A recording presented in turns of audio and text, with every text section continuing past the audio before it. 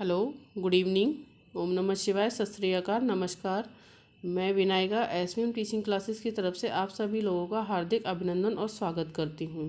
आज का हमारा टॉपिक रहेगा होम साइंस में प्रोटीन। इससे पहले मैं प्रोटीन के संगठन के बारे में आपको बता चुकी हूँ।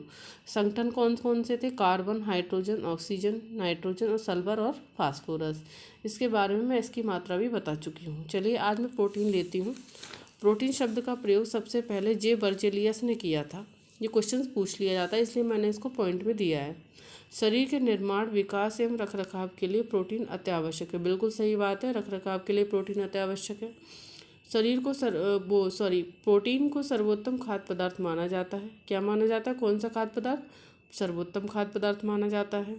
प्रोटीन से जीवन के आधार जीव द्रव का निर्माण होता है। बिल्कुल सही बात है। जीव द्रव के बारे में मैं आगे टॉपिक में आपको पढ़ाऊंगी, जब मैं आपको सेल्स या कोशिका के बारे में पढ़ाऊंगी, जब मैं आपको सेल्स पढ़ाऊंगी, बताऊंगी डिटेल में। जी, प्रोटीन से होता है। जी चलिए आगे देखते हैं। मनुष्य के शरीर में पानी के अतिरिक्त सर्वाधिक भाग प्रोटीन का ही होता है। बिल्कुल सही बात है, प्रोटीन का होता है। जी पोषक तत्वों के अंदर मैं बता रही हूँ प्रोटीन का होता है। जैसे कार्बोहाइड्रेट होता है आपका, इसमें फैट होता है, मिनरल्स होते हैं, तो उसमें प्रोटीन का सबसे बड़ा भाग होता है। सबसे ज़्यादा भाग होता है पानी के अलावा प्रोटीन का, क्योंकि प्रोटीन ही तो मरम्मत करती है शरीर का। जो भी टूट फूट हो जाती है उसकी मरम्मत कौन करती है? प्रोटीन करती है। जी, अब देखते हैं आगे। शरीर में प्रोटीन का अधिकतर भाग शरीर के पेशीय तंतुओं में रहता है। बिल्कुल सही बात है। तंतुओं के अतिरिक्त हमारे प्रोटीन किस में पाया जाता है? रक्त, एंजाइम, हार्मोन्स, हड्डी, दांत आदि में भी कुछ मात्रा रहती है। बिल्कुल, इनमें भी थोड़ी थोड़ी मात्रा रहती है। इसको जो मैं पढ़ाऊंगी आपको, रक्त के बारे में पढ़ाऊंगी डिटेल में, एंजाइम्स भी पढ़ाऊंगी, हार्मोन्स भी पढ़ाऊंगी, हड्डी भी पढ़ाऊंगी, दांत भी, इन सबको मैं डिटेल्स में पढ़ाऊंगी आपको। आगे टॉपिक्स पढ़ाऊंगी मैं। आगे वीडियो जब आएंगी तो इनके बारे में मैं लूँगी, इनके बारे में बताऊँगी आपको। हमारे एंजाइम्स क्या होते हैं, किस तरीके से काम करते हैं, पाचन क्रिया में किस तरीके से एंजाइम्स काम करते हैं, हार्मोन्स क्या होता है, ये बताऊँगी मैं आगे। चलिए अभी मैं प्रोटीन पढ़ा रही हूँ। जी, ऑक्सीजन की उपस्थिति में प्रोटीन का ऑक्सीकरण होता है। बिल्कुल, ऑक्सीजन की उपस्थिति में क्या होता है? प्रोटीन का ऑक्सीकरण होता है। बिल्कुल, टॉपिक में मिलेगा आपको, डिटेल के साथ मिलेगा किस तरीके से ऑक्सीकरण होता है। चलिए आगे देखते हैं। प्रोटीन एक कार्बनिक यौगिक है। क्वेश्चन से पूछ लिया जाता है कि प्रोटीन कार्बनिक यौगिक है या अकार्बनिक, तो बता दूं कार्बनिक यौगिक है। इसको याद कर लीजिए, बिल्कुल वेरी इंपॉर्टेंट लगा लीजिए इस पर। जी, प्रोटीन अमीनो अम्ल से बना होता है। बिल्कुल, प्रोटीन बहुत सारे अमीनो अम्ल से बना होता है, लेकिन मुख्य कौन सा होता है? मुख्य होते हैं हमारे 20 होते हैं, 20 अमीनो अम्ल होते हैं मुख्य, जिसके बारे में बताऊंगी आगे आने वाली वीडियो में कौन कौन से होते हैं। प्रोटीन के संगठन देखिए। प्रोटीन के संगठन, कार्बन, फिर से मैं बता रही हूँ प्रोटीन के संगठन के बारे में। Carbon, hydrogen, oxygen, nitrogen, sulphur और फास्फोरस। कार्बन कितना हो गया इसमें? 50%, हाइड्रोजन 7%, ऑक्सीजन 23%, नाइट्रोजन 16%, सल्फर 0.3% और फास्फोरस 0.3%। सबसे कम क्या होता है? सल्फर और फास्फोरस। क्वेश्चंस में अधिकतर ये पूछ लिया जाता है कि नाइट्रोजन की कितनी मात्रा होती है प्रोटीन में, तो कितना बताएंगे? 16% होती है। जी, आ चुका है, PYQ में आ चुका है ये, इसे वेरी इंपॉर्टेंट लगा लीजिए।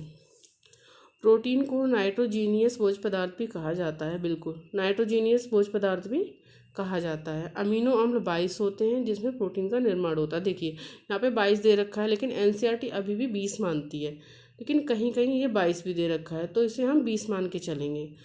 तो कौन कौन से वो 20 होते हैं, आइए देखते हैं। वो मैं आपको जो 20 अमीनो अम्ल होते हैं वो मैं आपको नेक्स्ट वीडियो में बताऊँगी। चलिए आगे देखते हैं। अमीनो अम्ल दो वर्गों में विभक्त किया गया है। अमीनो अम्ल को दो वर्गों में विभक्त किया गया है। कौन कौन से हैं आपके?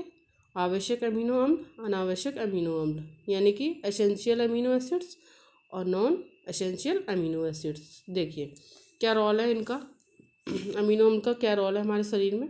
आवश्यक अमीनो अम्ल, एसेंशियल अमीनो एसिड्स, यानी कि आवश्यक अमीनो अम्ल से शरीर का निर्माण एवं वृद्धि होती है। बिल्कुल, आवश्यक अमीनो अम्ल से क्वेश्चन में पूछ लिया जाता है आवश्यक अमीनो अम्ल क्यों लाभदायक है हमारे लिए।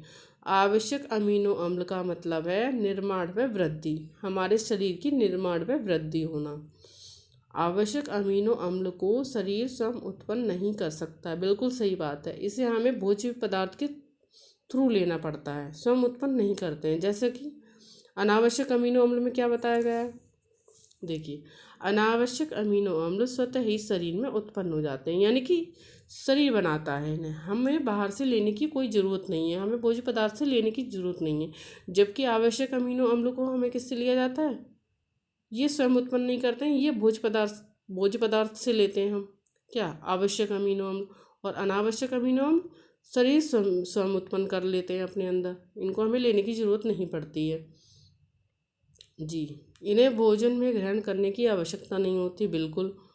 ये अमीनो अम्ल शरीर की क्षतिपूर्ति तथा रख रखाव में सहायक करते हैं। मतलब अनावश्यक जो अमीनो अम्ल होता है वो शरीर की क्षतिपूर्ति तथा रख रखाव में सहायक होता है।